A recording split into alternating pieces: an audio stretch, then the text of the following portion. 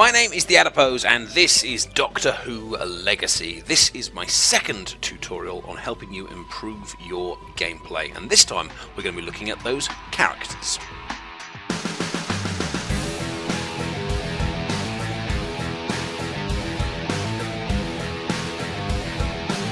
Well, greetings everyone, my name is TheAdipose, and like I said in the introduction, we are going to be looking at basic character play in this tutorial. This is my second tutorial. The first one was on basic gem play, and I do recommend that you have a look at that tutorial first before you watch this one. The link is in the description, or you can just go and find it on my channel. But that tutorial will tell you the basics of the game and how to get some good kind of combos going. In this tutorial, we're going to be looking at some of the extra abilities the characters have and beginning to use them to their full potential. But of course, there will be an advanced character tutorial as well, where we'll be going into even more depth about how you can be destroying those Daleks or curtailing those Cybermen. So let's get started.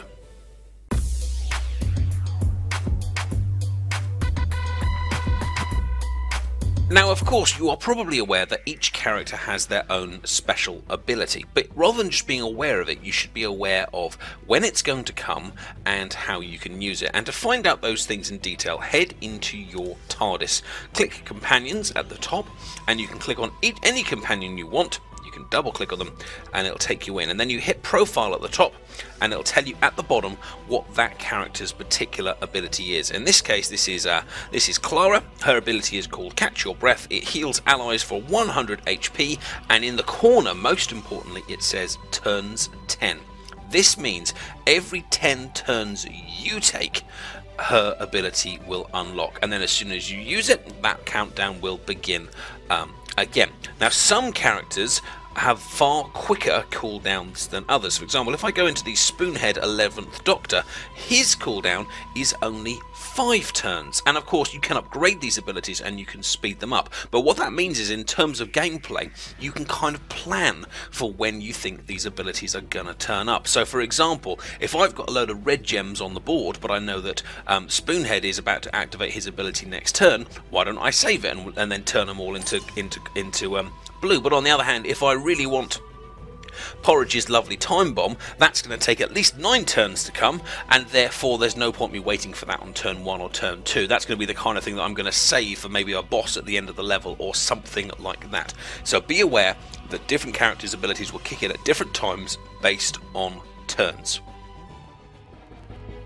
And just like you can see on the board here, you can see when certain characters' abilities have unlocked, because the background behind their faces will be flashing, and you can see here that the Doctor's ability has unlocked, Jenny's ability has unlocked, and the 11th Doctor Spoonhead's ability has unlocked as well. And then to activate the ability, as you've probably seen in the tutorial, simply click on them. It tells you, it reminds you what the ability does, and then you can click Use or Cancel. Little request for the developers: if you're watching, what would be lovely, of course, would be to be able to click on one of the characters that isn't flashing and find out kind of how much there is left before it will activate, how many turns or whatever it is. But it would be lovely to kind of be able to strategically see how long left till a particular ability activates. But that's how you can tell when it is ready. They are powerful, so use them well.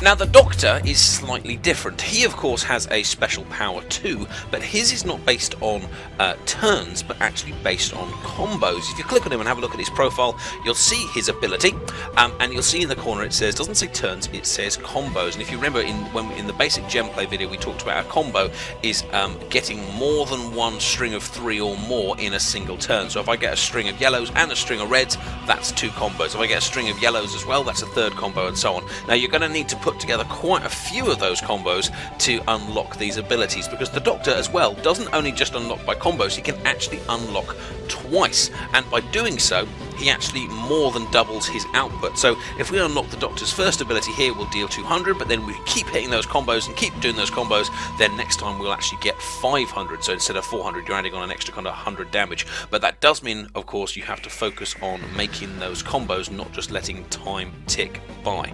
Let's have a look at what that looks like in gameplay. You can see when the Doctor's ability reaches its first level, because it flashes just like the other characters' do. The background flashes, but when he reaches his second level, which will of course take a lot more combos to reach, his entire picture will have a kind of a bold flashing outline, or kind of sparkly outline, that will show you that he is really ready to go. And there you can see the Doctor's powered up ability, huge flashing lights, you can't really miss it. You click on there and you can see that he's now got his high level ability, whatever you have leveled him up to, and again of course you just press the use button to unleash his power. But what that does mean of course is if you want to use that Doctor's ability, you have to be working on combos. You can't just go for the 4s and the 5s, it has to be 4s and 5s together with additional gem combinations as well. Otherwise you're going to be waiting a long time for those abilities to unlock.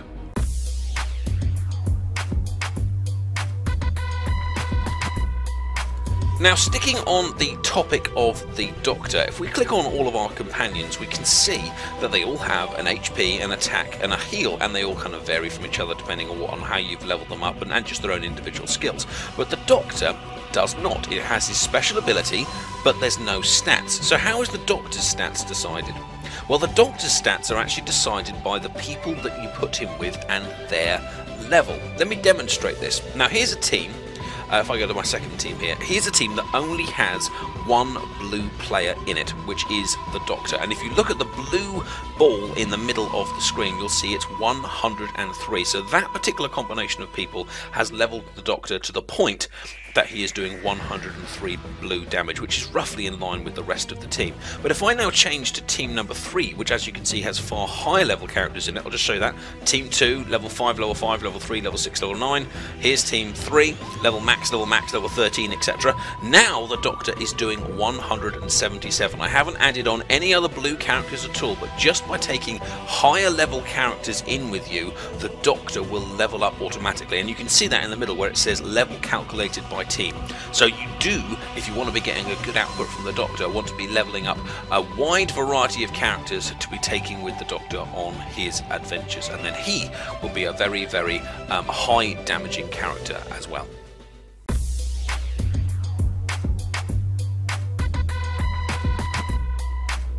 So how do we level up these characters that you have been painstakingly unlocking? Well, obviously you level them up by getting XP, and you gain XP by replaying missions. Now, don't think you can only play each mission once. You can play each mission as many times as you like. There's no real indication here about whether you have completed a level or not. In fact, little tip to the developers: it'd be quite nice to have a little star or something on a mission that I have already completed at least once. But when you get a brand new character, you can take them all the way back down to these first few levels, play them again, and you'll get XP. But here's a little tip: if you can get them through a harder level, then they will actually gain a lot more XP. And you can actually kind of fake this a little bit by putting one weak character in a far stronger team. If I give you an example, if I head into my little team here, and I'll come over to maybe, I don't know, team number 4, I've got the Doctor at a level 9, a level 13, and then a level 6, and a level max, and a level max. If I was to take that particular team into a high level, we'd probably win, because I've got a whole bunch of high level characters there, but that level 6 character would gain so much more XP for playing that harder mission than that lower one. And actually you'll find if you take a low level characters into harder missions and win, they won't just level up once in a mission, they'll actually level up 2, maybe even 3 levels in a single mission as you kind of carry them through.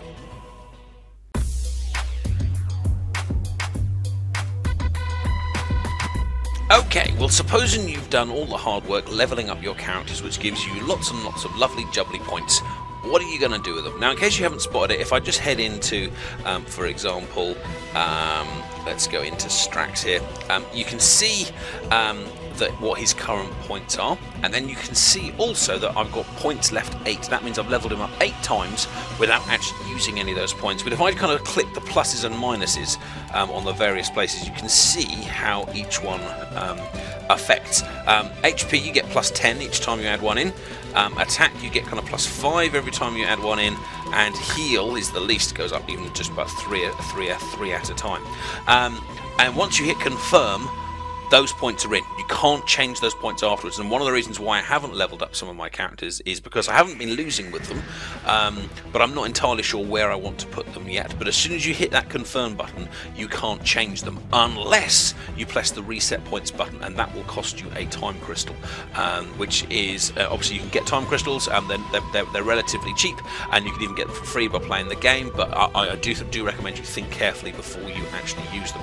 Now, my recommendation so far, and I haven't completed the game yet, in fact I'm glad I haven't completed the game yet, but my recommendation so far would be to play to a character's obvious strength. So let me show you. If I go into Porridge's health was huge at the beginning when he was on level 1 compared to the others, so I put all of his points into his HP, and as you can see now, he is now a specialised health character with a whopping 412 health, good attack, and a reasonable heal. But I know if I have him in a team, then I'm not going to have any issues for health. The same might go if I take us across to another character such as Vastra. I felt Vastra was quite clearly an attacking character, so I've put all my points in her into the attack. Rory is an obvious healer. Most characters had quite low heal. His was a lot higher, and although his heal is only actually 115, in comparison to other characters that is far higher, and if I've got Rory on the team and I get some pink gems, my health will just go shooting back up. So my recommendation so far is to, if you've got a character with an obvious strength, play to that strength and put the points into those strengths. The other characters, where they're a bit more of an all-rounder, if I show you someone kind of like Jenny, you know, she's kind of good in all areas. One way you could do it would be to balance out your points between all three, or maybe 2 out of those 3, your choice of course, or maybe again just decide I am going to specialise her in a certain him or her in a certain way. Completely your choice of course. They're your characters, you can always reset it afterwards, but my recommendation at this point in time from my playthrough would be to level up to a character's strengths, to specialise them rather than to balance them.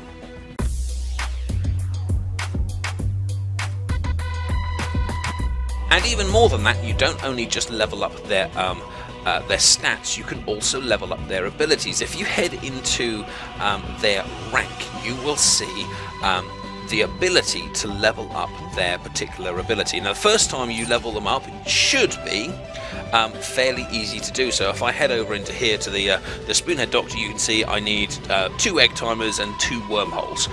So once I have those 4, I can just quickly upgrade it. There's also an instant upgrade button.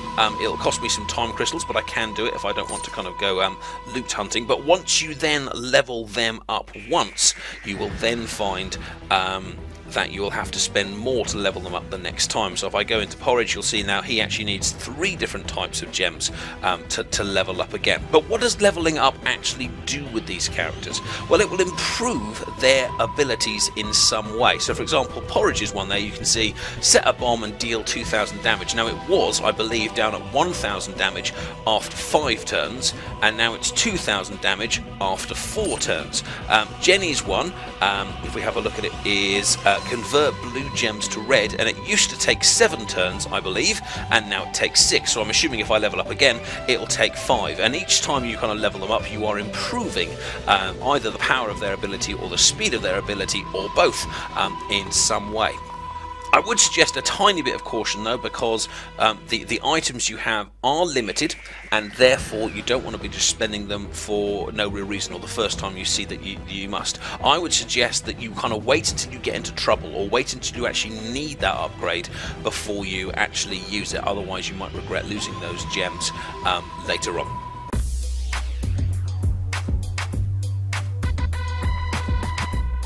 Now, all of your characters will quite happily level up to level 10, and you can see here my Winston Churchill, my Amy, my Dr. Spoonhead, my Vastra all say level max. That's what happens when you get to level 10. It won't let you level up any further. But, I hear you cry, however, how do I have a Jenny of level 11 and how do I have a Porridge of level 13? Well, the answer again is back in the leveling up of that particular ability. If I level up Vastra here, that will then unlock the ability for her to continue leveling up her other abilities as well. So think of it as kind of like a barrier that you can't get through, or a glass ceiling, but that you can kind of smash through by using those abilities. And I've actually had some people ask me in my videos how I've got my teams to over 1,000 health, and that's how you do it. You have to take your characters through that first barrier by using your items to level up. But again, choose carefully who you want to level up first, because you will have to spend some time hunting for more items to get the rest of them through that barrier. Of course, if you have been logging on to the special Doctor Who Legacy Advent Calendar today, they have been kind enough to give us some free items, including a couple of hearts, to assist us along the way.